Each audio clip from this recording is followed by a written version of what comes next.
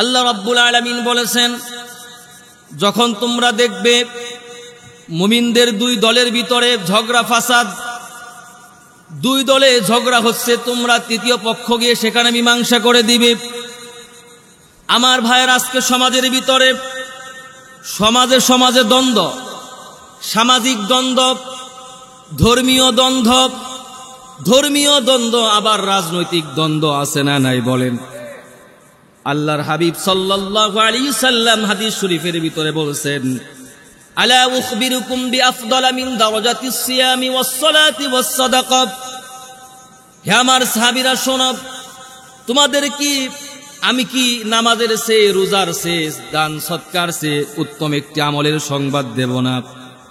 সাহাবীরা বললেন, অবশ্যই নবীজি, নামাজ রোজার চেয়ে, দান সৎকার চেয়ে উত্তম আমল আবার কোনটি? নবীজি সাল্লাল্লাহু আলাইহি সাল্লাম বললেন, ইসলাহু যাতিল বাইন, সেটা হচ্ছে দুই ভাইয়ের ভিতরে মীমাংসা করে দেওয়া। সুবহানাল্লাহ। আজকে তো মুসলমান ঝগড়া লাগলে কিছু মানুষ আছে, বরের ঘরের মাসি, কনের ঘরের পিসি, দুই দলের সাথে ভালো সম্পর্ক রাখে, এর কথা ওর কাছে লাগায়, ওর কথা ওর কাছে লাগা আছে না নাই? মুসলমান ভাই এভাবে করে দুই দলের ভিতরে সে নিজেকে ভালো রাখবার চেষ্টা করে। মুসলমান আগুন নেভানোর চেষ্টা করে না, বরং আগুনের ভিতরে আরো পেট্রোল ঢেলে দেয়। এরকম চরিত্রের লোক সমাজে আছে না নাই? এই জন্য মীমাংসা করে দিতে হবে। তবে আল্লাহ রাব্বুল আলামিন বলেছেন, মীমাংসা করে দেওয়ার ক্ষেত্রে, সেটেলমেন্ট করে দেওয়ার ক্ষেত্রে হক বাতিলকে উপেক্ষা করে শুধুমাত্র শান্তি প্রতিষ্ঠার লক্ষ্যে আবার মীমাংসা করে দেওয়া যাবে। কোনটা হক কোনটা বাতিল আপনাকে এটাকে জানতে হবে। আজকাল দেখা যায় অনেক স্বামী স্ত্রীকে ডিভোর্স দেয়, স্ত্রী স্বামীকে ডিভোর্স দেয়। কিছু মানুষ আছে এটাকে আবার মীমাংসা করে দেয়। হিল্লা বিয়ে নামে একটা বিবাহ সমাজ আছে না নাই? মুসলমান ভাইরা আমার, এই ধরনের কাজ করে আল্লাহ রাব্বুল আলামিনের কাছ থেকে কখনো প্রিয় পাত্র হওয়া যাবে নাকি?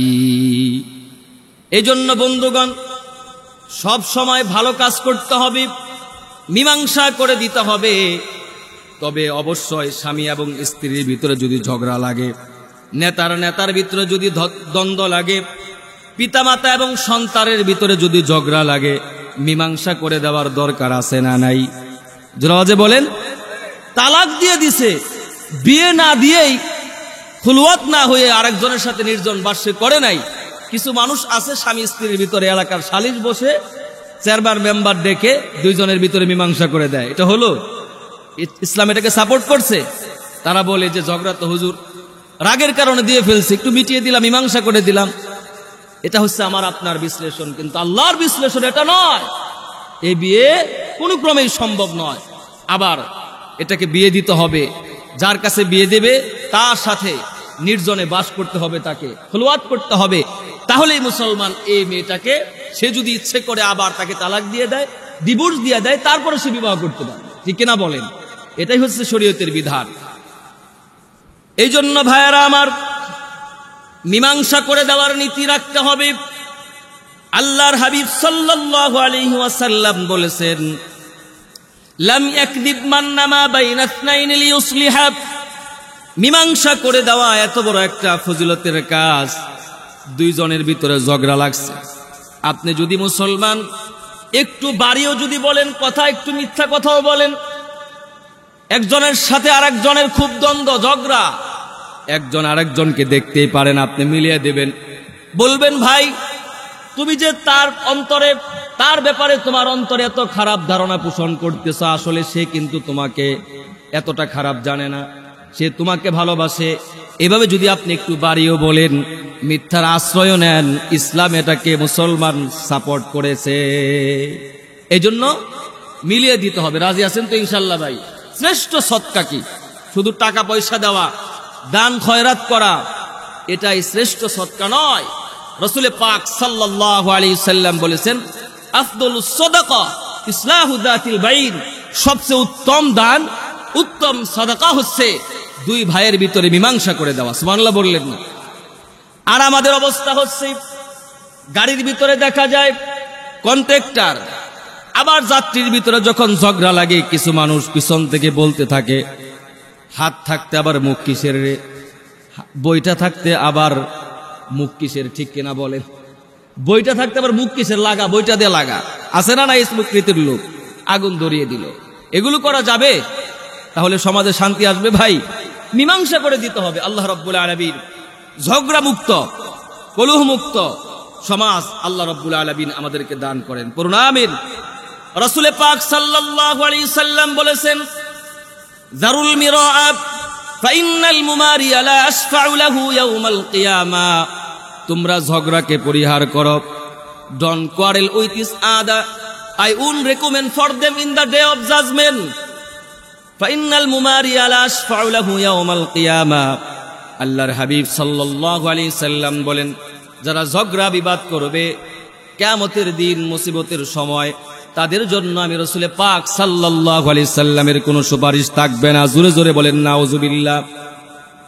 আল্লাহ রাব্বুল আলামিন আরো কুরআনুল কারীমের ভিতরে বলেছেন, ওয়ালা তানাযাউ ফাতাফশালু ওয়া তাযহাবা রিহুকুম ওয়াসবিরু।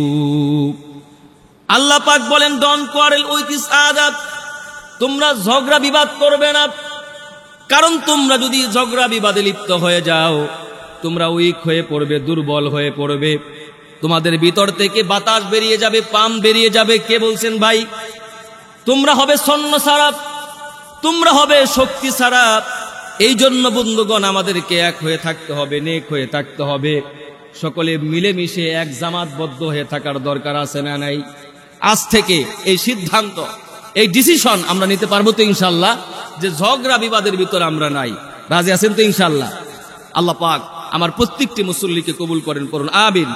এরপর আল্লাহ রাব্বুল আলামিন বলছেন, ইন্নামাল মুমিনুনা ইখওয়াতুন ফাআসলিহু বাইনা আখাওয়াইকুম ওয়াত্তাকুল্লাহা লাআল্লাকুম তুরহামুন। আল্লাহু আকবার। আল্লাহ রাব্বুল আলামিন বলেন, দুনিয়ার সমস্ত মুমিনেরা হচ্ছে পরস্পরে ভাই ভাই, সুতরাং তোমরা তোমাদের ভাইদের মাঝে মীমাংসা করে দাও। ইন্নামাল মুমিনুনা ইখওয়াতুন, ইখওয়াতুন এ শব্দের অর্থ হচ্ছে ভাই। ইখওয়াতুন মানেও ভাই, ইখওয়ানুন মানেও ভাই। আল্লাহ রাব্বুল আলামিন এখানে ইখওয়ানুন কেন ব্যবহার করলেন না, ইখওয়াতুন শব্দ কেন ব্যবহার করলেন? আমার বন্ধুগণ, তাফসিরে কাবীর ইমাম ফখরুদ্দিন রাজি রাহমাতুল্লাহি আলাইহি লিখেছেন, ইখওয়াতুন শব্দের অর্থ হচ্ছে আপন ভাই, সহোদর ভাই, মায়ের পেটের ভাই। আর ইখওয়ানুন মানে হচ্ছে পাড়া প্রতিবেশী ভাই। আল্লাহ রাব্বুল আলামিন বললেন, ইন্নামাল মুমিনুনা ইখওয়াতুন। ইখওয়াতুন বলছেন, ইখওয়ানুন বলেন নাই। মুফাসসিরিন ইকরাম বলেছেন, আল্লাহ রাব্বুল আলামিন এর মানে বুঝাতে চান দুনিয়ার সমস্ত মুমিন মুসলমান তারা আপন ভাইয়ের মতো। সুবহানাল্লাহ। পাড়া প্রতিবেশী ভাইয়ের মতো নয়। কোন ভাইয়ের মতো ভাই? যদিও আজকাল দেখা যায় আপন ভাইয়ের ভিতরেও ভাইয়ে ভাইয়ে দ্বন্দ্ব আছে না নাই? এক রক্তের, এক পাতিলের খাবার খাইছে, এক বিছানায় ঘুমাইছে, এরপরও সামান্য একটু এক টুকরা জমি নিয়ে ভাই ভাইয়ের সাথে কথা বলে না। 20 বছর হয়েছে কথা বলে না। মা মারা গেছে, মায়ের জানাজার নামাজ 2 ভাই একসঙ্গে পড়েছে, এরপরও মুসলমান ভাই ভাইয়ের সাথে কথা বলে নাই। এমন দৃষ্টান্ত আমাদের বাংলাদেশে আছে না নাই? জোরাবাজে বলেন, আছে না নাই? আমার এই সম্পদ যে আমাদেরকে কি করতেছে ভাই? আমার বাড়ি, আমার গাড়ি, আমার সম্মান, আমার সামাজিক অবস্থান, আমার স্ত্রী, আমার সন্তান, আমার আমার করে করে আমরা জীবনটাকে শেষ করে দিচ্ছি ভাই। এই আমিত্বর কারণেই আজকে যত ঝগড়া বিবাদ, ঠিক কিনা বলেন? টাকা পয়সা জমিদারি করবি কত বাহাদুরি, টাকা পয়সা জমিদারি করবি কত বাহাদুরি, খাট পালঙ্কের সোনার বাড়ি কারে যাবি দিয়া রে কবর দেশে যাইয়া। ঠিক কিনা বলেন? একলা কবরে কেমনে রে থাকিবি, একলা কবরে কেমনে রে থাকিবি ভাই বন্ধু সারিয়া রে কবর দেশে যাইয়া। আমার ভাইয়ারা, এই জন্যই দুনিয়াতে আমরা চিরকাল কেউ থাকবো না, কি বলেন? এই টাকা পয়সার মোহ মায়ায় পড়ে সামান্য একটু এক টুকরা জমির জন্য ভাইয়ের সাথে ভাইয়ের সম্পর্ক নষ্ট করা যাবে? আমার ভাইয়েরা, আমার বন্ধুগণ, আল্লাহ রাব্বুল আলামিন কুরআনুল কারীমের ভিতরে আলো বলেছেন, ইন্না উম্মাতুকুম উম্মাতাও ওয়াহিদা। হে দুনিয়ার মানুষেরা, তোমরা গোত্রে বর্ণে ভাষায় ভিন্ন হতে পারো, কিন্তু তোমাদের নবী এক। তোমরা হলে এক নবীর উম্মত। তোমাদের পিতা একজন, তোমাদের মাতা এক, তোমাদের জাতীয়তা এক, তোমরা হলো মুসলমান। এই জন্য মুসলমান আমরা, ওই আর মুসলিম। আমাদের ভিতরে কে আওয়ামী লীগ করে, কে বিএনপি করে, কে জামাত ইসলাম করে, কে জাতীয় পার্টি করে, এটা আমাদের আসল পরিচয় নয়। আমাদের আসল পরিচয় হচ্ছে লা ইলাহা ইল্লাল্লাহু মুহাম্মাদুর রাসূলুল্লাহ। আসল পরিচয় হচ্ছে আমরা হলাম মুসলিম। আমরা কি ভাই? আমরা হলাম মুসলমান। এই কথা ভিতরে রাখতে হবে। মুসলমানের সাথে মুসলমানের বন্ডিং রাখতে হবে। প্রিয় ভাইয়েরা আমার, আজকাল দেখা যায় মুসলমানের সাথে মুসলমানের সম্পর্ক না, আছে না নাই? আল্লাহর হাবিব সাল্লাল্লাহু আলাইহি ওয়াসাল্লাম বলেছেন, আল মুসলিম আখুল মুসলিম লা ইয়াযলিমুহু ওয়া লা ইউসলিমুহু। নবী করিম সাল্লাল্লাহু আলাইহি সাল্লাম বলেছেন, মুসলমান হচ্ছে মুসলমানের ভাই। মুসলমান কার উপর জুলুম করবে না, ওয়ালা ইউসলিমুহু, মুসলমান কার উপর জুলুম করবে না। এই কথা বলেই আল্লাহর হাবিব ক্ষান্ত হয়ে যান নাই। নবী করিম সাল্লাল্লাহু আলাইহি ওয়াসাল্লাম বলেছেন, ওয়ালা ইউসলিমুহু, বরং কোন মুসলমান ভাইকে সে যদি আক্রান্ত হতে দেখে, মাজলুম হতে দেখে, সে মুসলমান বসে থাকবে না। জালেমের বিরুদ্ধে সেও অ্যাকশন নেবে তার মুসলিম ভাইকে বাঁচানোর জন্য। সুবহানাল্লাহ, কি সুন্দর বিধি নিয়ম আল্লাহ রাব্বুল আলামিন দিয়ে দিয়েছেন, যে আমি মুসলিম, নিজের খেয়ে নিজের পড়ে আমার এক মুসলিম ভাইয়ের ক্ষতি হচ্ছে, সমস্যা হচ্ছে, সে জুলুমের শিকার। তাকে এই অবস্থায় দেখে আমি বলবো যে আমার তো কোনো ক্ষতি হচ্ছে না, আমার সমস্যা কোথায়? আমি তো ভালোই আছি। নিজের খেয়ে নিজের পরে আরেক জায়গায় কেন আমি যাব? এখানে যদি কথা বলি তাহলে আমি তো ফেসে যাব। এই কথা বলে কখনো মুসলমান আল্লাহর দরবার থেকে পার পাওয়া যাবে না, কি বলেন? আল্লাহ রসুল বলেছেন, ওয়ালা ইউসলিমুহু, তুমি ভালো আছো, তুমি মানুষের উপর জুলুম করো না, তো কি হয়েছে? তোমার সামনে আরেকজনের উপর জুলুম হচ্ছে, বসে থাকলে চলবে? আল্লাহর হাবিব বলছেন, তবেই তুমি প্রকৃত ঈমানদার হতে পারবে, মুসলমান হতে পারবে, যখন দেখবে তোমার এলাকার ভিতরে একজন এতিম সন্তানের প্রতি তার ভাইয়েরা জুলুম করে, এতিম সন্তানের প্রতি গ্রামের মানুষ জুলুম করে, নির্যাতন করে, তুমি পাশে দাঁড়িয়ে যাবে। এই ওর বাপ নাই তো কি হয়েছে, আমরা ওর বাপ, সমস্যা কি? ওর উপর জুলুম চলবে না, নির্যাতন চলবে না, ওর প্রাপ্য অধিকারটুকু ওকে অবশ্যই বুঝিয়ে দিতে হবে। এরকম মুসলমান এতিম সন্তান অসহায় মানুষদের পিছনে পাশে আমরা দাঁড়াবো তো ইনশাআল্লাহ ভাই, দাঁড়িয়ে যেতে হবে। আমার বন্ধুগণ, শুধু তাই নয়, আপনারা দেখবেন অনেক সময় এক মায়ের 5 সন্তান থাকে, 2-1জন একটু ভালো ডিগ্রিধারী হয়, টাকা পয়সার মালিক হয়, একজন একটু অসহায় থাকে। ওই ভাইয়েরা তার উপর জুলুম করে, আছে না নাই বলেন? আপনারা দাঁড়ায় যাবেন, অসহায়ের পাশে দাঁড়াবেন, বলবেন বেটা জুলুম চলবে না, এক মায়ের পেটে তোমরা হয়েছ, তোমরা 2জন বেশি খাবে, অসহায় বলে তাকে কম দেবে, তা কখনো চলবে না। আমরা গ্রামের মানুষ, আমরা তো এখনো মরে যাই, পাশে দাঁড়াতে পারবো তো ইনশাআল্লাহ ভাই? পাশে দাঁড়াতে হবে।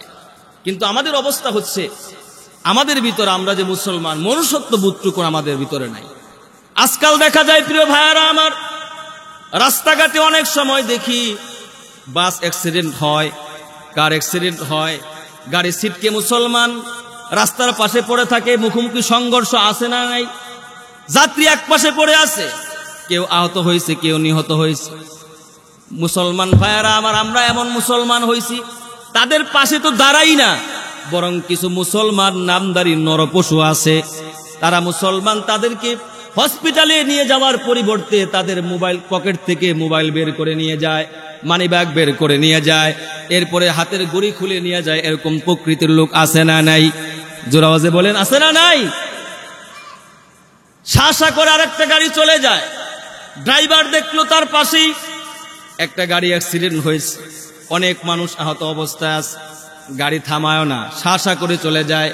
মুসলমান ভাই, আমি আপনাদেরকে বলি, এই অ্যাক্সিডেন্ট যদি আপনার ভাই হতো, আপনার কোনো আপনজন হতো, আপনার পিতা হতো, মাতা হতো, তাহলে আপনি তাদেরকে একা একা রেখে কখনো চলে যেতে পারতেন?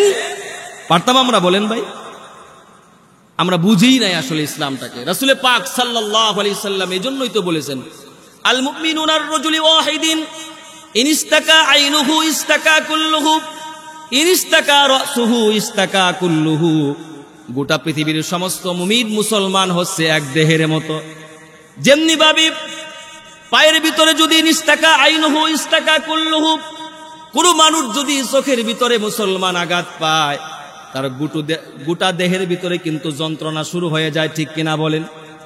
ইনিস্তাকা রাসুহু ইস্তাকা কুল্লুহু, মাথায় যদি আঘাত পায় তার গোটা দেহের ভিতরে যন্ত্রণা শুরু হয়ে যায়। শুধু তাই নয়, পায়ের ভিতরে যদি আঘাত পায়, আপনারা দেখবেন চোখ দিয়ে পানি আসে কি আসে না? জোরে আওয়াজে বলেন না কেন আসে না? আসে না ভাই? ব্যথা পাইছেন পায়ে, চোখ দিয়ে কেন পানি আসে? কারণ একটা কানেকশন আছে না নাই? এক বডি।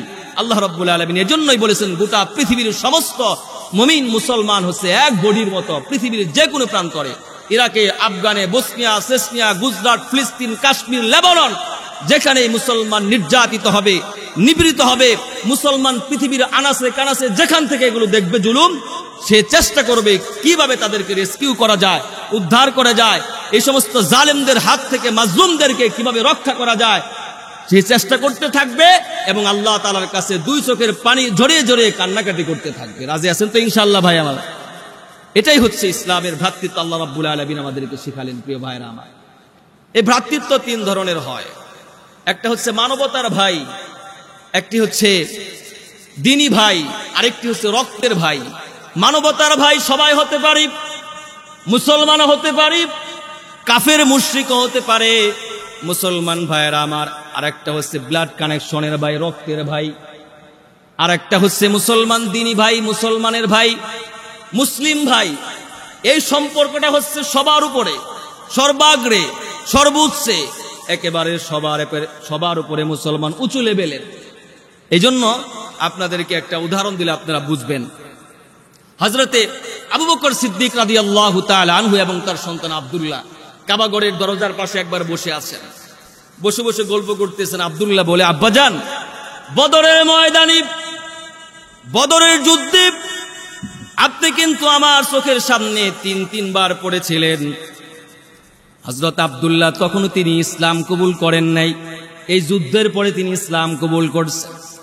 হযরত আবু বকরের সন্তান বলে, আব্বাজান, এই যুদ্ধের ভিতরে কয়েকবার আপনি আমার চোখের সামনে এসেছিলেন, আমার হাতে তরবারি ছিল, ইচ্ছে করলে আপনার দেহ থেকে আমি কল্লাটাকে উড়াইয়া দিতাম, কিন্তু আমি যেহেতু আপনার ঔরসে জন্মগ্রহণ করেছি, এই জন্য দেখেও না দেখার ভান করে চলে গিয়েছি।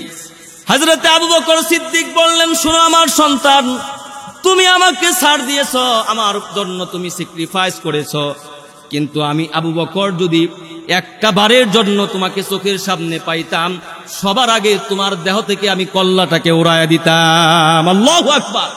কারণ তখন তুমি ছিলে অমুসলিম। তখন কি ছিল? অমুসলিম। চিন্তা করছেন ভাই?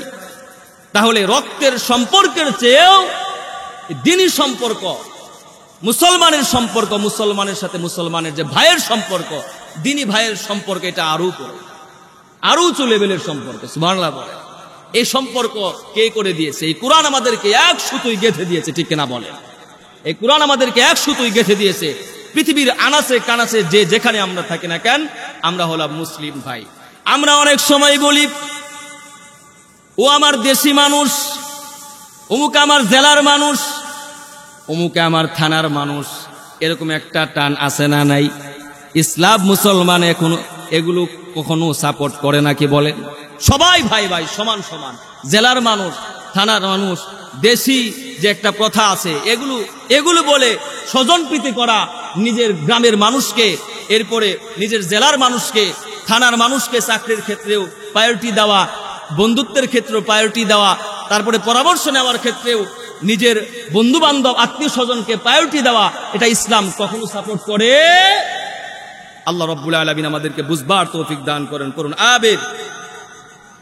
আমার ভাইয়েরা, এরপর আল্লাহ রাব্বুল আলামিন বলছেন, ইয়া আইয়ুহাল্লাযীনা আমানু লা ইয়াসখর কওমুম মিন কওমিন আসা আন ইয়াকুনু খায়রাম মিনহুম।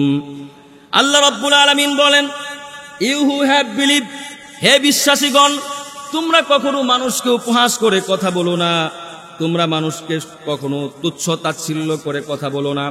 আমরা মানুষকে তুচ্ছ তাচ্ছিল্য করি কি করি না ভাই?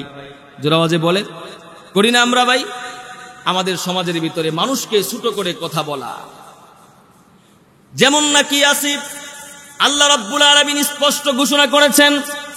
আয়াতটার ব্যাখ্যার ভিতরে মুসলমান তাফসীর ফি জিলালিল কুরআনে সাইয়্যিদ কুতুব শহীদ রাহমাতুল্লাহি আলাইহি লিখেছেন, কোন শ্বেতাঙ্গ কৃষ্ণাঙ্গ কি সর্বাঙ্গে সুগঠিত পুরুষ বিকলাঙ্গ পুরুষকে, সন্তানধারী নারী কোন নিঃসন্তানধারী নারীকে কখনো তোমরা তুচ্ছ তাচ্ছিল্য করবে না।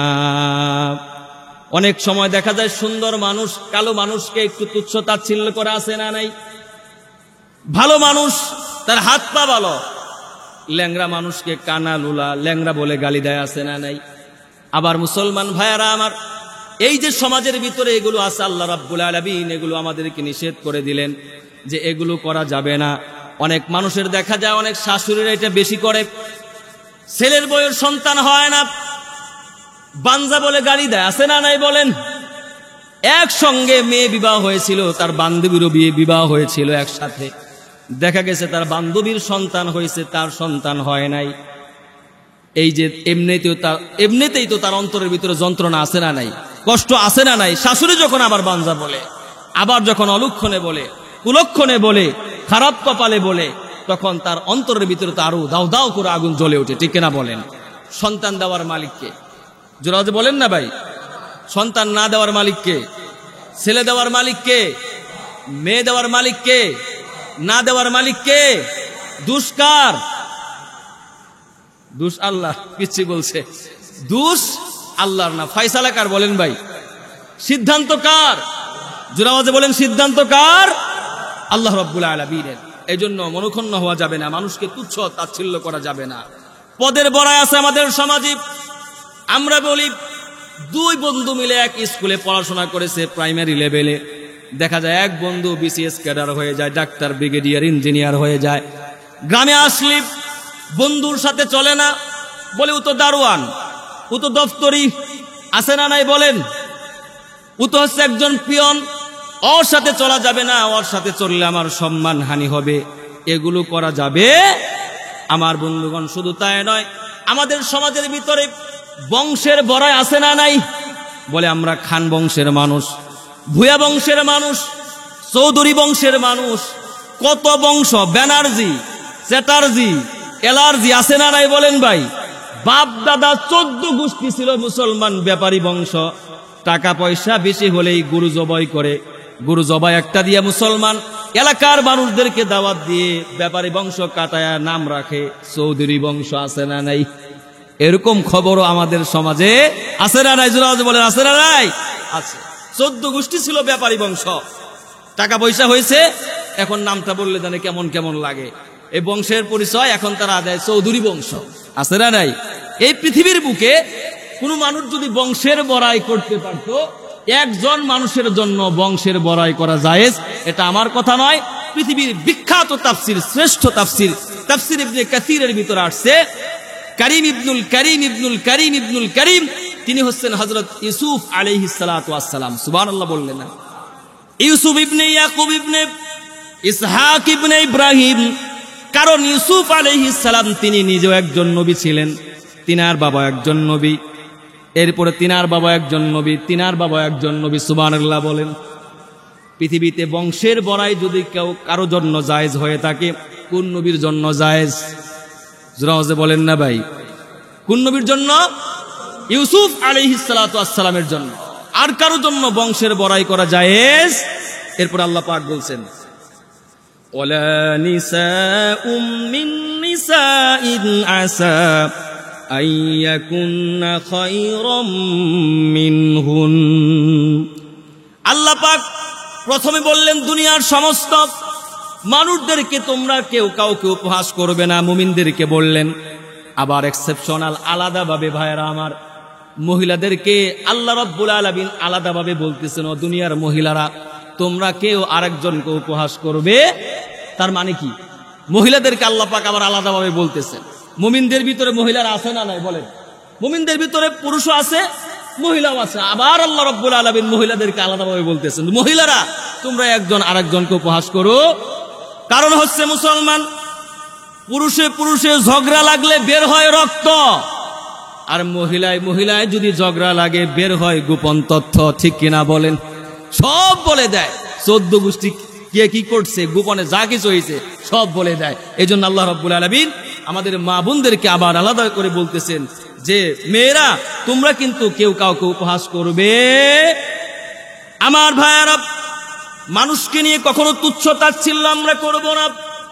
হযরত আব্দুল্লাহ ইবনে মাসউদ রাদিয়াল্লাহু তাআলা আনহু, হাদিসের পাতায় পাতায় যেই সাহাবীর নামটা লেখা আছে, সে আব্দুল্লাহ ইবনে মাসউদ রাদিয়াল্লাহু তাআলা আনহু, একবার তিনি মুসলমান এক গাছের উপরে উঠলেন ডাল পাড়ার জন্য। নিচ থেকে সাহাবা একরাম লক্ষ্য করলেন হযরত আব্দুল্লাহ ইবনে মাসউদের বাতাসের কারণে তার পা থেকে একটু কাপড় সরে গেল।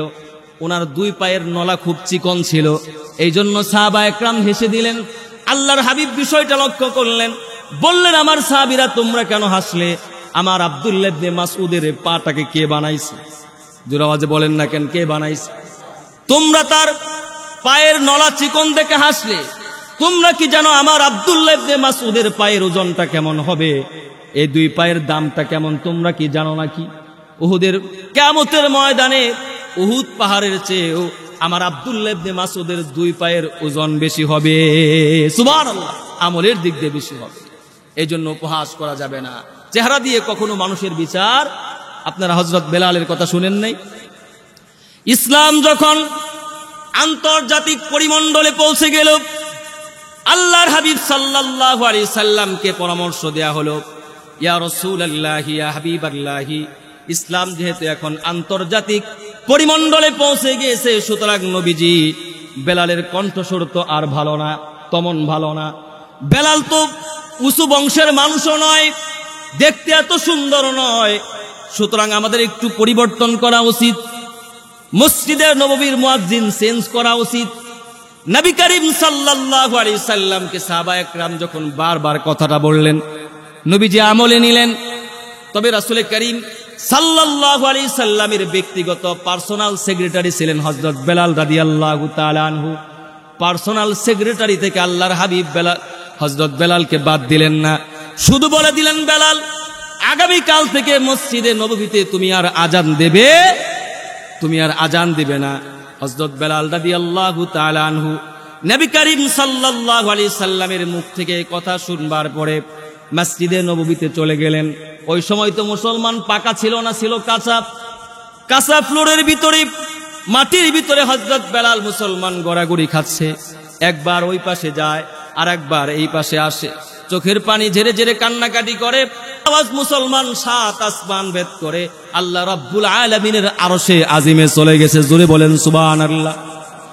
আল্লাহ রাব্বুল আলামিন পাঠিয়ে দিয়েছেন ফেরেশতাকে, জিব্রাইলকে পাঠিয়ে দিয়েছেন, যাও জিব্রাইল আমার বন্ধুর কাছে গিয়ে বলো কয়েকদিন যাবত মসজিদে নববীতে কেন আজান হয় না। আমার ভাইয়েরা, আমার বন্ধুরা, জিব্রাইল এসে বলল, ইয়া রাসূলুল্লাহি মসজিদে নববীতে কেন আজান হয় না? কয়েকদিন হয়ে গেল।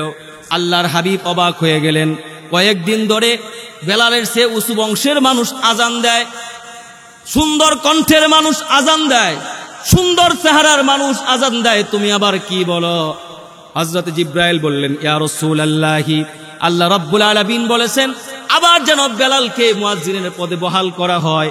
যদি এটা না করা হয়, আগামী কাল থেকে পূর্ব গগনে আর কোনোদিন সূর্য উদয় হবে না। সুবহানাল্লাহ। বেলালের মর্যাদা কেমন ছিল ভাইয়েরা আমার! খুব দামি মানুষ ছিলেন নাকি? মানুষ দামি ছিলেন, খুব সুন্দর চেহারার অধিকারী তিনি ছিলেন না। দেখতে ঠোঁটগুলো ছিল মোটা, কালো কুচরি ছিলেন, নিচু বংশের মানুষ ছিলেন, অসুন্দর ছিলেন, কণ্ঠস্বর তেমন সুন্দর ছিল না। কিন্তু কার কাছে প্রিয় ছিল ভাই? এজন্য মানুষকে কখনো আমরা তুচ্ছ তাচ্ছিল্য করব, আল্লাহ পাক আমাদেরকে বুঝবার তৌফিক দান করেন, পড়ুন আমিন। এরপর আল্লাহ রাব্বুল আলামিন সামাজিক আরেকটি নীতি বলে দিয়েছেন, ওয়ালা তালমিজু আনফুসাকুম ওয়ালা তানাবাজু বিল আলকাব। আল্লাহু আকবার বলেন। আল্লাহ পাক বলছেন ওয়ালা তালমিজু আনফুসাকুম, ওয়ালা তালমিজু আনফুসাকুম, তোমরা কখনোই নিজেদের দোষ তালাশ করবে না। মুসলমান, এই কথার ভিতরে একটা কোশ্চেন আছে, সবার প্রশ্ন আছে। পৃথিবীতে এমন কোনো মানুষ নাই যেই মানুষটা নিজের দোষ তালাশ করে, আছে নাকি বলেন? কিন্তু আল্লাহ রাব্বুল আলামিন কেন বললেন নিজের দোষ তালাশ করো না? অনেকগুলো তাফসীর গ্রন্থ আমি মন্থন করেছি আমার বন্ধুগণ, মারিফুল কোরআনের ভিতরেও আসছে। আল্লাহ রাব্বুল আলামিন এই কথা বলে বুঝাতে চাচ্ছেন, পৃথিবীর মানুষেরা তোমরা মানুষের দোষ তালাশ করো না, কারণ মানুষের দোষ যদি তালাশ করো তারাও তোমার দোষ তালাশ করলো, সুতরাং কেমন জানি তুমি তোমার নিজের দোষ তালাশ করলে। ঠিক কিনা বলেন? মানুষের দোষ আপনি দেখবেন, ধরবেন, দেখবেন ধীরে ধীরে আপনার দোষ মানুষ খুঁজে খুঁজে বের করতেছে। ঠিক কিনা বলেন? এই যে চোখ আছে না ভাই, দুইটা চোখ দুনিয়ার সব কিছু দেখে, কিন্তু চোখ কিন্তু নিজেই নিজেকে দেখে না, দেখে? ঠিক তদ্রূপ মুসলমান, এই দুই চোখ দিয়ে আমরা শুধু মানুষকে দেখি, মানুষের দোষ দেখি, আমাদের দোষ আমরা দেখি না। আল্লাহ রাব্বুল আলামিনের জন্যই বলেছেন তোমরা কখনো মানুষের দোষ তালাশ করে বেড়াবে। আমার ভাইয়েরা, অনেক মানুষ আছে দেখবেন নিজের দোষ দেখলে বিচারক সাজে, অন্যের দোষ দেখলে উকিল সাজে, আছে না নাই? জোরে আওয়াজে বলেন। অন্যের দোষ দেখলে উকিল সাজে, বিচারক সাজে, নিজের দোষ দেখলে উকিল সাজে। কিভাবে বাঁচা যায়? আরে এটা তো এই জন্য আমি করছি, এটা তো এই জন্য করছি। ঠিক কিনা বলেন? আমার বন্ধুগণ, আফসোস করে এই জন্য আমি বলি, এমন একটা জমানা চলতেছে, সামনে থেকে পথ দেখিয়ে দেওয়ার মানুষের বড় অভাব, পাশে দাঁড়িয়ে মানুষের বড় অভাব, ভরসা দেওয়ার মানুষের বড় অভাব, কিন্তু পিছন থেকে দোষ ধরার মানুষের কিন্তু অভাব নাই। ঠিক কিনা বলেন মুসলমান? আমার ভাইয়েরা, এই জন্য আসুন, যারা বেশি বেশি মানুষের দোষ ধরে তাদের অবস্থা হচ্ছে এরকম। ওই যে একটা গল্প মনে পড়লো, এক বাবা তার সন্তানকে বলতেছে আজকে পরীক্ষার রেজাল্ট আউট হয়েছে, রেজাল্ট দিয়েছে, তার পরীক্ষার খবরটা কি, রেজাল্টের কি অবস্থা, কত মার্ক তুমি পেয়েছো? সন্তান বলে আব্বা আমাদের স্কুলের হেডমাস্টারের ছেলেও ফেল করছে। বাবা আবার বলে হেডমাস্টারের ছেলের নাম্বারের কথা তো আমি জিজ্ঞেস করি নাই, জিজ্ঞেস করছি তোমার পরীক্ষার কি খবর, তোমার রেজাল্টের কি খবর। আবার যখন বাবা দ্বিতীয়বার জিজ্ঞেস করছে, সন্তান বলে আব্বা যান আপনি কি জানেন না আমাদের এলাকার অমুক ইঞ্জিনিয়ার সাহেবের সন্তানও ফেল করছে। বাবা আবার রেগে গেছে, তোরে জিজ্ঞেস করি তোর কথা, তুই আরেকজনের কথা কেন বলস? বল, সত্যি করে বল, কত নাম্বার পাইছস পরীক্ষার ভিতরে? সন্তান আবার জবাব দেয়, আব্বা যান ডাক্তার সাহেবের ছেলেও ফেল করছে। এবার বাবা হাতে একটা বড় লাঠি নিছে সন্তানকে পিটানোর জন্য। তোরে বারবার জিজ্ঞেস করি তোর রেজাল্টের কথা, তুই আরেকজনের সন্তানের রেজাল্টের খবর শোনাস, ছেলেকে মারবে, আঘাত করবি। এই মুহূর্তে সন্তান বলতেছে আব্বা যান হেডমাস্টারের ছেলে যদি ফেল করে, ইঞ্জিনিয়ার আর ডাক্তার সাহেবের ছেলে যদি ফেল করে, আপনি কি করে ভাবলেন আপনার মতো একজন কৃষকের ছেলে পাস করবে? কথার ভাবে আপনি বুঝেন না? কথার ভাবি কি আপনি বুঝেন না? ওই তাদের মতো মাস্টারের সন্তান যদি ফেল করে, ডাক্তার আর ইঞ্জিনিয়ার সাহেবের ছেলে যদি ফেল করে, আপনার মতো কামলার ছেলে পাস করবে? তো উনের কথা দ্বারা বুঝাতে চায়, উনি বারবার কেন নিজেরটা বলতেছে না, আরেকজনেরটা বলে, কারণ এই দোষটা ওনার ভিতরে আছে না নাই? এই ছেলের ভিতরে নিজেই তো ফেল। যারা মানুষের দোষ বেশি বেশি খুঁজে, দেখবেন তাদের অপরাধী বেশি। ঠিক কিনা বলেন?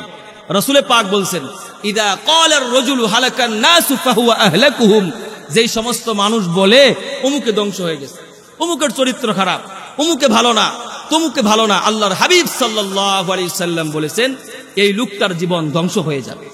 তার জীবনটা ধ্বংস হয়ে যাক। আল্লাহর হাবিব বলছেন একজন মানুষ নিকৃষ্ট হওয়ার জন্য এতটুকুন এনাফ ইজ এনাফ, সেটা হচ্ছে হাসবু মুরইম মিনাশ শাররি আই ইয়াহকিরু আখাহুল মুসলিম। আল্লাহর হাবিব সাল্লাল্লাহু আলাইহি ওয়াসাল্লাম বলেছেন একজন মানুষ নিকৃষ্ট প্রমাণিত হওয়ার জন্য এটাই যথেষ্ট, সে অন্য মুসলিম ভাইকে সে নিকৃষ্ট মনে করবে, তুচ্ছ তাচ্ছিল্য করবে, অবজ্ঞা করবে, উপহাস করবে। এগুলো আমাদের সমাজে আছে না নাই? আপনি যে নিকৃষ্ট, আমি যে নিকৃষ্ট, এর এক নাম্বার এটাই প্রমাণ যে আপনি মানুষকে ছোট মনে করেন, মানুষকে খারাপ মনে করেন, মানুষের প্রতি বদগুমানি করেন। আল্লাহ পাক আমাদেরকে হেফাজত করেন, করুন আমিন। এরপর আল্লাহ পাক বলছেন ওয়ালা তানাবাজু বিল আলকাব, যে তোমরা মানুষকে মন্দ নামে ডাকবে না। নাম রাখছে কত সুন্দর করে, পিতামাতা নাম রাখে জামাল উদ্দিন, কামাল উদ্দিন, তাইজউদ্দিন, আমরা ডাকি জামাইল্লা, কামাইল্লা, আছে না নাই? হ্যাঁ আছে না? এরকম ডাকি না আমরা ভাই, তাইজা বা তাজু ভাই। এই যে আমাদের তাইজউদ্দিন ভাই আছে, কত সুন্দর নাম না? মানে দিনের মুকুট, তাজউদ্দিন, কত সুন্দর নাম, কিন্তু তাকে তাজু ভাই বলি আমরা। এরকম অনেক মানুষ আছে নাম রাখছে জামাল উদ্দিন, কামাল উদ্দিন, জামাইল্লা, কামাইল্লা, বলি কি বলি না? জোরাওয়াজে বলেন। এগুলো কেন করি ভাই? এই পৃথিবীতে মানুষ তার নিজের নামটাকে যে কি পরিমাণ ভালোবাসে। আমি আমার নামটা মাহমুদুল হাসান, এই মাহমুদ নামটা আমি খুব ভালোবাসি, আমার কাছে শ্রেষ্ঠ নাম। যে ব্যক্তির যে নাম, এটা কিন্তু সে খুব ভালোবাসে। নদীর পাড়ে বসলে যখন সে বালুর ভিতরে হাত দিয়ে যখন কিছু লেখে, নিজের নামটাই কিন্তু লেখে, ঠিক কিনা বলে? প্রত্যেকটা মানুষের কাছে তার নামটা বড় প্রিয়। আমরা সুন্দর কিছু নাম দিয়ে উপহাস করি, বলদা, মফিজ, আবুল, টাকলু, পেটু, মুটু, চিকনা, আছে না নাই? এই প্রকৃতির নাম আমরাই মুসলমান এক মুসলিম ভাই আরেকজনকে দিয়ে থাকি। আবার বলি পণ্ডিত, কি বলি? উনি কি বলছে? উনি পণ্ডিত। আমরা এগুলো বলবো না ভাই। মানুষের লকব দিয়ে ডাকা আরেকটি বর্ণনা শুনে নেন, এটা হচ্ছে সুন্নাত। একজন ইমাম সাহেব, যিনি মুফতি সাহেব, ওনাকে মুফতি সাহেব বলে ডাকা, এটা হচ্ছে সুন্নাত। রাসূল করিম সাল্লাল্লাহু আলাইহি সাল্লাম এভাবে ডাকতেন। একজন ডাক্তার সাহেব, তাকে ডাক্তার বলে সম্বোধন করা, এটা হচ্ছে আল্লাহ রাসূল সাল্লাল্লাহু আলাইহি সাল্লামের আদর্শ। একজন মাস্টার, তাকে মাস্টার বলেই ডাকা, এটা হচ্ছে রাসূল করিম সাল্লাল্লাহু আলাইহি সাল্লামের আদর্শ। নবী করিম সাল্লাল্লাহু আলাইহি সাল্লাম হযরত আবু বকর সিদ্দিক রাদিয়াল্লাহু তাআলা আনহুকে উপাধি দিয়েছিলেন আতিক, আতিক বলে ডাকতেন। হযরত উমর ফারুক রাদিয়াল্লাহু তাআলা আনহুকে তিনি ফারুক উপাধি দিয়ে ডাকতেন, যে ফারুক কোথায়। আবার আল্লাহর হাবিব সাল্লাল্লাহু আলাইহি সাল্লাম হযরত খালিদ সাইফুল্লাহকে তিনি সাইফুল্লাহ বলে ডাকতেন, আল্লাহর তরবারি বলে ডাকতেন, মানে লকব দিয়ে ডাকতেন। মানুষের লকব দিয়ে ডাকলে, তার যে পদবি আছে, উপাধি আছে, সেটা দিয়ে ডাকলে মানুষ খুশি হয়, ঠিক কিনা বলেন? জোরাওয়াজে বলেন, খুশি হয় কি হয় না? এটা হচ্ছে আদর্শ। যাকে একটা ভালো নিয়ম মনে রাখবেন, যাকে যেই নামে ডাকলে সে তার কাছে এটা খারাপ মনে হয়, ভালোভাবে নেয় না, তাকে সেই নামে ডাকা এটা হারাম, হারাম, হারাম। ভালো নামে ডাকতে হবে। এই জন্য এগুলো থেকে এত বছর হয়ে গেল, অনেকে 30-40 বছর হয়েছে, আরেকজনকে উপহাস করে, তুচ্ছ তাচ্ছিল্য করে আমরা ডাকি। আমাদের চরিত্র এখন যদি সংশোধন না হয়, মৃত্যুর আগে আর সংশোধন করে যেতে পারবো? আজ থেকে এই সিদ্ধান্তকে আমরা নিতে পারি না ভাই, ইনশাআল্লাহ। বয়ান তো বহুত শুনি, কত ঘটনা শুনি, কত ওয়াজ শুনি। আজ থেকে আমরা এটা জানবো, প্রত্যেকটা মানুষের নাম যার যেটা আছে বিশুদ্ধভাবে বলবার চেষ্টা করব। কারা কারা রাজি আছেন? দুহাত তুলে আল্লাহকে দেখান। আল্লাহ প্রত্যেককে তৌফিক দান করে, হাত নামান। এরপরে আল্লাহ রাব্বুল আলামিন আরো আমাদেরকে বলে দিলেন, সুন্দর কিছু সামাজিক রীতিনীতির কথা বলছেন। ইয়া আইয়ুহাল্লাযীনা আমানু ইজতানিবু কাসীরাম মিনায-যন্ন ইন্না বা'দায-যন্নি ইসমু ওয়া লা তাজাসসু ওয়া লা ইয়াগতাব বা'দুকুম বা'দা। আল্লাহ রাব্বুল আলামিন বলছেন, ইউ হু হ্যাভ বিলিভ, হে বিশ্বাসীগণ, ইজতানিবু কাসীরাম মিনায-যন্ন, তোমরা বেশি বেশি ধারণা করা থেকে বিরত থাকবে। কে বলছেন ভাই? কারণ ধারণা করা এটা হচ্ছে অনেক বড় একটা মিথ্যাচার। এটা হাদিসের ভিতরে রাসূল পাক এভাবে বলেন, ইয়াকুম ওয়ায-যন্ন ফাইন্নায-যন্না আকযাবুল হাদিস ওয়া লা তাহাসসু ওয়া লা তাজাসসু ওয়া লা তানাজাশু ওয়া লা তাহাসাদু ওয়া লা তাবাগাদু ওয়া লা তাদাবারু ওয়াকুনু ইবাদাল্লাহি ইখওয়ানা। সহিহ আল বুখারী 6066 নম্বর হাদিস। আল্লাহর হাবিব সাল্লাল্লাহু আলাইহি সাল্লাম বলছেন, তোমরা মানুষের প্রতি খারাপ ধারণা করা থেকে বিরত থাকো, কারণ এই ধারণা করা হচ্ছে অনেক বড় একটা মিথ্যাচার, বড় এক ধরনের পাপ। আল্লাহর হাবিব বলছেন, তোমরা মানুষের পিছনে দুষ খুঁজে বেড়াবে না, গোয়েন্দাগিরি করবে না, দালালি করবে না, হিংসা বিদ্বেষ পোষণ করবে না, মানুষের পিছনে তোমরা লেগে থাকবে না।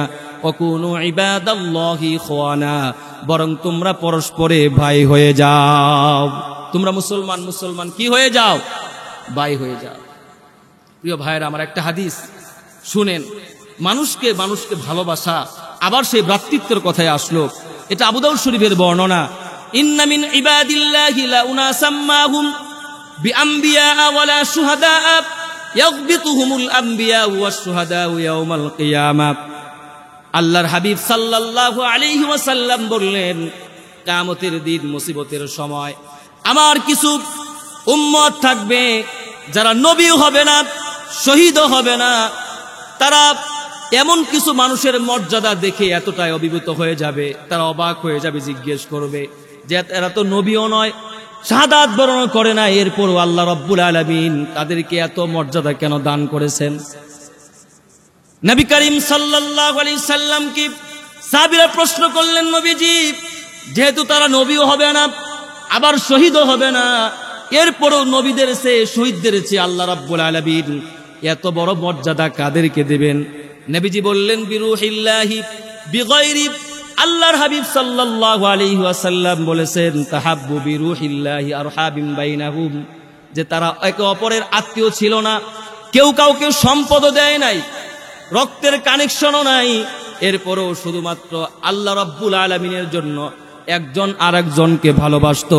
এই মুসলমানের প্রতি বিদ্বেষ না রাখবার কারণে, পিছনে না লেগে থাকার কারণে আল্লাহ রাব্বুল আলামিন তাদেরকে নবীদের চেয়ে, শহীদদের চেয়ে বেশি মর্যাদা দান করেছেন। সুবহানাল্লাহ। এই জন্য ভাই, মুসলমানের সাথে মুসলমানের সম্পর্ক হবে কোনো সংগঠনকে কেন্দ্র করে নয়, কোনো দলকে কেন্দ্র করে নয়, একমাত্র কাকে কেন্দ্র করে হবে? জোরে আওয়াজে বলেন, কাকে কেন্দ্র করে হবে? এই কোরআনকে কেন্দ্র করে হবে। আবার বলছি, এই কোরআন আমাদেরকে এক সুতুই গেঁথে দিয়েছে, ঠিক কিনা বলেন? আল্লাহ এই ইসলাম আমাদেরকে এক সুতুই গেঁথে দিয়েছে। এই জন্য প্রিয় ভাইয়েরা আমার, আমরা বিদ্বেষ পোষণ করব না, মানুষের প্রতি আমরা কুধারণা, বদগুমানি, এটা আমরা রাখবো না, হুসনে জন, সুধারণা আমরা রাখবো। রাজি আছেন তো ইনশাআল্লাহ ভাই? অনেক সময় দেখা যায় বন্ধু আরেকটা বোরকাওয়ালি মেয়েকে নিয়ে গাড়ির ভিতরে রিক্সা দিয়ে যায়, অমনি মুসলমান বন্ধুকে আবার বলি, দেখছি তো সেদিন আরেকজন মেয়ের সাথে কই যাচ্ছিলি, বলি কি বলি না? আরে এমনও তো হতে পারে এই মেয়েটা এই বন্ধুর মা হতে পারে কি পারে না? জোরে আওয়াজে বলেন, আপন বোন হতে পারে কি পারে না? এই যে বদগুমানি করলাম, আমলনামার ভিতরে মুসলমান গুনাহ লিখে দিয়েছেন কে? আল্লাহ পাক লিখে দিয়েছেন। আবার অনেক মানুষের ঠোঁট যদি কালো হয়, আমরা তখন বলে ফেলি বিড়ি খাই না, কি খায়? বিড়ি খায়। এই যে খারাপ ধারণা, নাও তো খেতে পারে, ঠিক কিনা বলেন? এরকম কথা বলি কি বলি না আমরা ভাই? জোরে আওয়াজে বলেন। খারাপ ধারণা করা যাবে না। শুধু তাই নয়, বিয়ে করার পরে যদি কেউ বাড়ি করে, মোটর সাইকেল খরিদ করে, অমনি আমরা বলি এই যে যৌতুক নিছে, শ্বশুর বাড়ি থেকে টাকা না পাইলে বাড়ি করে কেমনে, মোটর সাইকেল কিনে কিভাবে, আসে না নাই? আবার মুসলমান কোন বাড়িতে যদি পুলিশ আমরা যেতে দেখি, অকপটে নির্দ্বিধায় আমরা বলে দেই ওই বাড়িতে চোরা কারবারি হয়, অমুকে মাল নিয়ে ধরা পড়ছে, গাঞ্জার পুটলা নিয়ে ধরা পড়ছে, এই জন্য পুলিশ ঢুকছে, ঠিক কিনা বলেন? এমনও তো হতে পারে পুলিশের আত্মীয় তো থাকতে পারে। এই জন্য ভাই এগুলো করব না। আজ থেকে রাজি আছেন তো ভাই? মানুষের প্রতি বদগুমানি ছাড়তে হবে, তাহলে জীবন সুন্দর হবে। ভাই, ছোট্ট একটা লাইফ আমাদেরকে আল্লাহ রাব্বুল আলামিন দিয়েছেন। পৃথিবীতে সবচেয়ে অশান্তির ভিতরে কারা থাকে জানেন? সবচেয়ে টেনশনে তারাই বেশি থাকে যারা নিজের চেয়ে আরেকজনের চিন্তা বেশি করে, ঠিক কিনা বলেন? আরে ভাই, আমার চিন্তাই তো আমি বাঁচি না, আমি জান্নাতি নাকি জাহান্নামী, এই চিন্তাই তো আমার ঘুম আসে না। আবার আরেকজনের ওই জায়গায় আরেকজনকে নিয়ে আমার ভাবার সময় কোথায়, ঠিক কিনা বলে? আমার বন্ধুগণ, এই জন্য আমাদের জীবনের একটা ডেস্টিনেশন আছে, একটা এইম আছে, আমাদের একটা গোল আছে, লক্ষ্য আছে, যেভাবে ইচ্ছা সেভাবে গড্ডালিকার মতো গা ভাসিয়ে দিলে চলবে নাকি? বন্ধুগণ আমার, এ উদাহরণটা আমি প্রায় দিয়ে থাকি। একজন মানুষ এই স্টেশন থেকে একটা বাসে উঠলো, কন্ট্রাক্টর কিছু দূর যাবার পরে বলল, ভাই টাকা দাও, কোথায় তুমি নামবে বলো, সেখানে তোমাকে নামিয়ে দেওয়া হবে। যাত্রী যদি বলে, আরে ভাই কন্ট্রাক্টর সাহেব, আপনার যেখানে মনে চায় সেখানে আপনি নামিয়ে দিবেন, তখন মুসলমান কন্ট্রাক্টর সাহেব ওনাকে পাগল বলবে। শুধু তাই নয়, গাড়ির সমস্ত যাত্রীরা ফেল করে তাকিয়ে থাকবে, তাকে পাগল বলবে, আর বলবে এই পাগলকে কোত্থেকে তোমরা তুলছো, ঠিক কিনা বলে, তাড়াতাড়ি নামাই পাগলকে। কই নামবে সেটাই সে বলতে পারে না। বাইরে এই ছোট্ট একটি জায়গা, 10 মিনিটের জন্য আপনি একটা গাড়িতে উঠছেন, এখানেই যদি আমরা গন্তব্য হারা হয়ে যাই, উদ্দেশ্য হারা হয়ে যায়, লক্ষ্য হারা হয়ে যায়, আমাকে আপনাকে মানুষ পাগল বলে। কি বলে ভাই? জোরাওয়াজে বলেন, পাগল বলে। তাহলে দুনিয়াতে আমরা 60-70 বছরের একটা জীবন আল্লাহ রাব্বুল আলামিন আমাদেরকে দিয়েছেন, এটা গড় আয়ু। এর আগেও তো কত মানুষ মারা যায় কি যায় না? জোরাওয়াজে বলেন না কেন, যায় কি যায় না ভাই? এর আগেও তো কত মানুষ মারা যায়। তাহলে এই 60-70 বছরের জীবনে মানুষ যদি আমাদেরকে জিজ্ঞেস করে, ভাই আপনি কি করেন, আমরা যদি বলি, আরে ভাই খাই দাই চলি, প্রতি মাসে ভাড়া পাই, চলতেছে আর কি জীবন, মানে এইভাবে যদি আমরা কথা বলি, তাহলে আল্লাহর কাছে কোনো ভ্যালু আছে আমাদের? আমরা পাগল ছাড়া কিছু? জোরে আওয়াজে বলেন।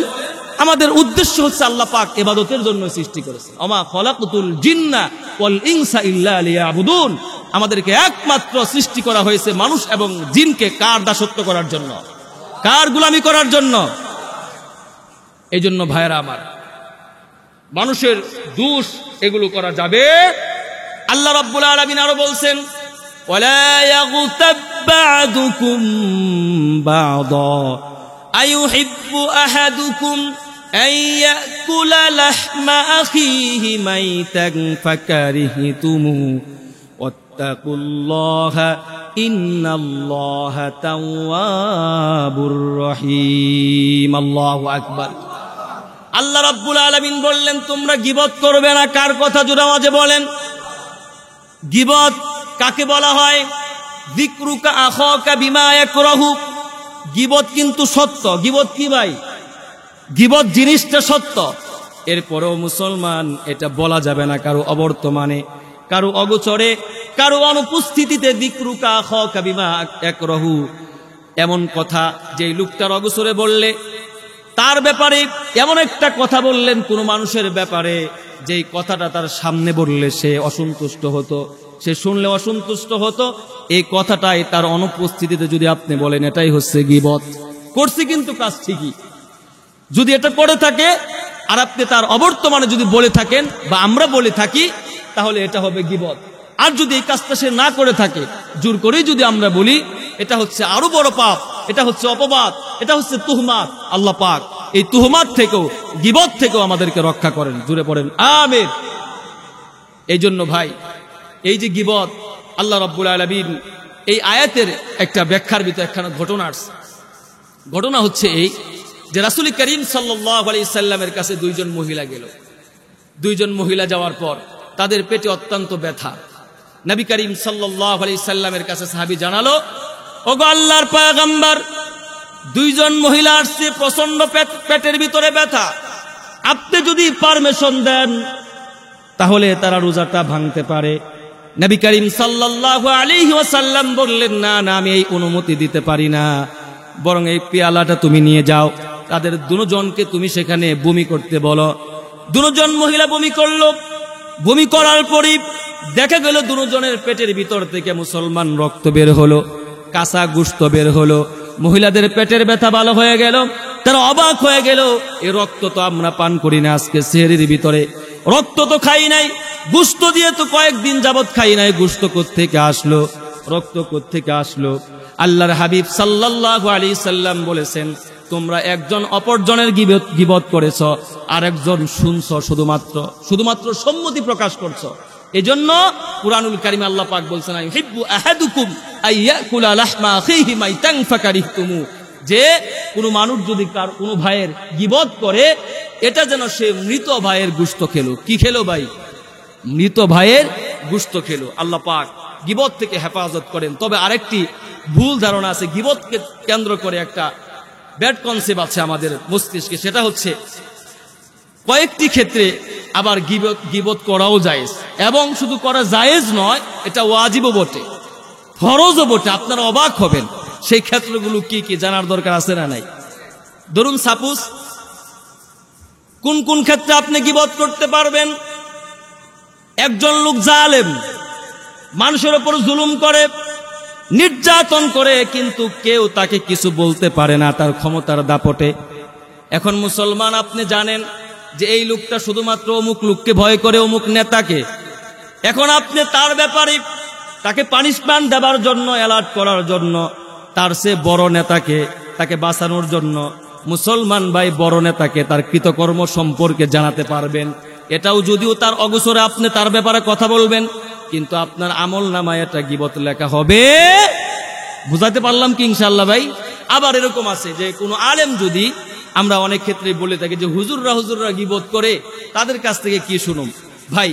স্পষ্ট কথা, সেটা হচ্ছে কোনো জায়গায় যদি দেখা যায় একজন মানুষ যে বেদাত মানুষের মাঝে প্রচার করতেছে, মানুষের ইমান নিয়ে সিনেমিনে খেলতেছে, এমন কিছু কথাবার্তা বলতেছে, ইসলামের এমন কিছু বিষয়কে সে রিপ্রেজেন্ট করতেছে, প্রমোট করতে চায় যে কুফর, শিরিক, বেদাত, যেগুলোর কারণে মানুষের ইমান নষ্ট হয়ে যেতে পারে। এই জন্য এই ইমামের ব্যাপারে, এই হুজুরের ব্যাপারে, কিংবা সহজভাবে বললে এই বক্তার ব্যাপারে মানুষকে অ্যালার্ট করতে হবে। এটা হচ্ছে ওয়াজিব নয়, এটা হচ্ছে ফরজ। এটা কি ভাই? কারণ তার ইমানের প্রশ্ন এখানে আসে না নাই, তার ইমান নষ্ট হবে, সে জাহান্নামে যাবে। মানুষের ইমানকে বাঁচানোর জন্য হলেও কোন আলোচক যদি ইউটিউবের ভিতরে কুপ্রথা চড়ায়, বেদাত যদি ছড়িয়ে দেয়, তাহলে ইউটিউবের ভিতরেই বলতে হবে, ক্যামেরার সামনেই তাকে উপযুক্ত জবাব দিতে হবে, জনগণকে সতর্ক করবার জন্য। ঠিক কিনা বলেন? ওই আলোচককে একা একা তো ব্যক্তিগতভাবে পার্সোনালি আমরা বলবোই, কিন্তু মানুষকে সে যদি ক্যামেরার সামনে বলে দেয়, তাহলে আমার আর বলার দরকার নাই যে আমার এটা ভুল হয়েছিল। আমি কি বুঝাতে পারলাম ভাই? আরেকটা ব্যাপার হচ্ছে যে বেশি হুজুর সাজি আমরা, সেটা হচ্ছে আমরা ধরেন আপনার এলাকায় এক লোক আসছে, তার মেয়ে বিবাহ দিবে, তা ওই আপনার এলাকায় ওই ছেলে বাড়ি আপনাকে জিজ্ঞেস করলো, ভাই অমুক ছেলের খবর টবর কি? আপনি কি অমুক ছেলের ব্যাপারে জানেন? তার চরিত্রটা কেমন, ক্যারেক্টার কেমন? এর সাথে কিন্তু একটা লাইফ জড়িত, ঠিক কিনা বলেন? জীবন জড়িত। আপনি জানেন ছেলেটা নেশা করে, আপনি জানেন ছেলেটা মাদক আসক্ত, কিন্তু আপনি বলে দিলেন কি ছেলে ভালো। কি বলে দিলেন? ছেলে ভালো তো দিতে পারেন মেয়ে, নিজের এলাকার সন্তান বলে কথা আছে না, মানে একটা মিথ্যা কথা বলে দিলেন। এই যে কথা বললেন, এটা আপনি অন্যায় করলেন। আপনি যদি বলে দেন ভালো, এটা আপনি অন্যায় করলেন। আর আপনি যদি বলেন ছেলে মাদকাসক্ত, ছেলে জেনা করে, ছেলেটা খারাপ, এই যে তার অবসরে আপনি বলতেছেন, এটা আল্লাহ রাব্বুল আলামিন আপনার আমলনামায় এটা গীবতের গুনাহ লিখবেন। বরং একটা সওয়াবের কাজ করলেন, একটা জীবনকে আপনি বাঁচালেন, একটা সংসারকে আপনি বাঁচালেন। সুবহানাল্লাহ পড়েন। আরেকটা ব্যাপার হচ্ছে, আর অনেক ক্ষেত্রেই আছে, ধরুন আরেকটি ব্যাপার হচ্ছে, কোন এলাকায় অনেক মানুষের নাম থাকে, নাম ধরে ডাকলে চিনে না, যদিও ল্যাংরা বলা ঠিক না, কিন্তু এরপরেও তারা নামটা ছোটবেলা থেকে মানুষ ল্যাংরা ল্যাংরা এমন ভাবেই বলছে, ওই নামের সে ল্যাংরা নামে সে বেশি পরিচিত। ঠিক কিনা বলেন? তো এলাকায় গেছেন, অমুক নাম বলতেছেন কিন্তু চিনে না, যখন ল্যাংরা বলেন তখন ঠিকই চিনে। এখন যদি বলেন অমুক ল্যাংরার বাড়ি কোথায়, যদিও তার অবসরে কথাটা বললেন, ল্যাংরা কথাটা সেও খুব একটা খারাপ মনে করবে না, জানে যে এলাকার সবাই ল্যাংরা বললেই আমার চেনে। তার অবর্তমানে যেহেতু বলতেছেন, এটা যদি সামনে সামনে বলে তার খারাপও লাগে, চিহ্নিত করবার জন্য আপনি আমলনামায় গীবতের গুনাহ লেখা হবে, লেখা হবে না। আবার মনে করেন জায়গা জমি নিয়ে আপনার ঝগড়া, স্ত্রী সন্তান নিয়ে, স্বামী স্ত্রীর ভিতরে ঝগড়া থাকে কি থাকে না, ডিভোর্স দেবেন, কিংবা একটা জমি নিয়ে ঝগড়া লাগছে, আপনাকে আদালতে যেতে হবে। তা আদালতে গিয়ে আপনাকে আপনার বাদী বিবাদী, আপনার বিপক্ষের যিনি আছেন উনার ব্যাপারে তার সামনে তো ব্যাপারটা তুলে ধরতে হবে, বাস্তব কথাটা তুলে ধরতে হবে। গীবত আমি আগেই বলেছি, গীবত কিন্তু সত্য, এ সত্য হওয়া সত্ত্বেও কথাটা সত্য, এরপরেও তার অবর্তমানে বলা জায়েজ নাই। কিছু কিছু ক্ষেত্রে আবার জায়েজ আছে, সেই কথাগুলোই আমি বলতেছিলাম। পয়েন্টটা আমরা আসি তো ইনশাল্লাহ ভাই? এখন আপনার আদালতে গেছি, আদালতে আমরা গিয়েছি, এখন আমার বিপক্ষ যারা আছে, সে যে আমার উপর জুলুমগুলো করে, এগুলো যদি একটা একটা করে বিচারকের সামনে তুলে না ধরি, সত্যি কথাটা যদি আমার স্ত্রী যে আমার সাথে খারাপ বিহেভগুলো করে, সে যদি তার কুকর্মগুলো যে আছে আমার স্বামী যে আমার সাথে খারাপ আচরণ করে, কেন আমি তাকে ডিভোর্স দিতে চাই, যে রিজনগুলো আছে এগুলো তো তুলে ধরতে হবে।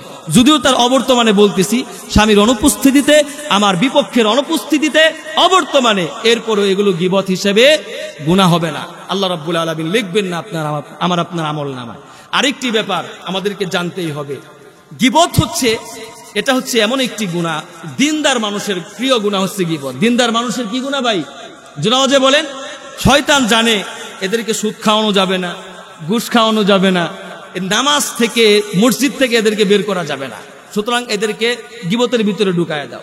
নামাজ পড়ছি, নামাজ পড়ে কয়েকজন বসে যে অমুকে মসজিদে আসে না কেন, আর ওর বাপ দাদাই 14 গোষ্ঠী নামাজ পড়ে নাই, উপর কিমনে, ঠিক আছে না? এই যে 4-5 জন বসে মানে শুরু করে দিলাম, এই যে এগুলো অগোচরে যে বললাম, এগুলো ভাই গীবত হবে। আল্লাহ রাব্বুল আলামিন আবার অনেক মানুষ দেখবেন ভদ্রভাবে বলে যে কয়েকজন বসে আছে, তার কাছে একটা অভিমত চাওয়া হচ্ছে, সে চুপচাপ মাথা নিচের দিকে দিয়ে বসে থাকে। সে বলে, তার কাছে যখন ওপিনিয়ন চাওয়া হয়, সে তখন বলে যে আসলে আমি গীবত টিবত ভালো লাগে না আমার, আমি এগুলো পছন্দ করি না, তোমরা যা কও। তবে যা বলছে মাস্টার সাহেব কথা একবারে মিশা না, কিছু আছে না এই প্রকৃতির লোক। আর আমরাই তো আছি, ঠিক কিনা বলেন? আমরাই, আমাদের চরিত্র এরকম ভাইরা আমার, যে মাস্টার সাহেব যা বলছেন একবারে মিশা কথা না, কিছু আছে। এই যে একটা বিষ ঢুকিয়ে দিলাম, অথচ 5 ওয়াক্ত সে নামাজ পড়ে। হ্যাঁ, গীবত তো সবাই আমরা করে ফেলেছি, ইচ্ছায় অনিচ্ছায় আমাদের প্রত্যেকের জীবনে গীবত করে ফেলেছি। কয়েকটা কাজ করলে গীবতের গুনাহ থেকে আল্লাহ পাক আমাদেরকে মুক্ত রাখবেন। 1 নাম্বার, গীবত যদি করেই ফেলি তাহলে কাইমুন বাক্যে আল্লাহ রাব্বুল আলামিনের কাছে ক্ষমা চাইতে হবে। কার কাছে ক্ষমা চাইতে হবে? গীবতের গুনাহ থেকে মাপ কিভাবে পাবো আমরা? খুব ভালো করে মনে রাখবেন। 1 নাম্বার কার কাছে ক্ষমা চাইতে হবে? আল্লাহ তাআলার কাছে। 2 নাম্বারে, যার গীবত আমরা করছি তার সাথে যদি সম্পর্ক নষ্ট হয়ে যাওয়ার আশঙ্কা না থাকে, তাহলে ডিরেক্টলি আমরা তার কাছে গিয়ে বলবো, ভাই অমুক দিন অমুক মানুষের সামনে আপনার ব্যাপারে এই কথাটা বলছি, আপনার অধিকার নষ্ট করছি, দয়া করে আপনি আমাকে মাফ করে দিবেন। এই কথাটা যদি আপনি বিশ্বাস করেন যে তার কাছে গিয়ে যদি বলি সম্পর্ক পরবর্তী সময় নষ্ট হবে না, তাহলে আপনি বলতে পারেন। আর যদি আপনি মনে করেন এখন যদি বলি তাহলে আমার প্রতি এখন থেকে তার খারাপ ধারণা আরম্ভ হয়ে যাবে, বলার দরকার নাই, তাহলে আপনি কি করবেন? তাহলে আমরা করব, যেই মানুষগুলোর সামনে তার গীবত করেছি সেই মানুষগুলোর সামনে এই লোকটার বেশি বেশি অ্যাপ্রিসিয়েট করব, প্রশংসা করব, না লোকটা খুব ভালো মানুষ, লোকটা আসলেই ভালো। এগুলো করতে পারবো তো ইনশাআল্লাহ ভাই। আরেকটি হচ্ছে, সর্বশেষ যে কাজটা আমরা করব সেটি হচ্ছে, যেই মজলিসের ভিতরে আমরা গীবত করব সেই মজলিস থেকে দোয়া পড়ে উঠবো, সুবহানাল্লাহি ওয়া বিহামদিহি, সুবহানাকাল্লাহুম্মা ওয়া বিহামদিকা, আশহাদু আল্লা ইলাহা ইল্লা আনতা, আস্তাগফিরুকা ওয়া আতুবু ইলাইক। এভাবে দোয়া পড়ে যদি উঠি তাহলে মজলিসের গুনাহগুলোকে আল্লাহ রাব্বুল আলামিন মাফ করে দেন। আমিন। ওয়া আখিরু দাওয়ানা আলহামদুলিল্লাহি রাব্বিল আলামিন।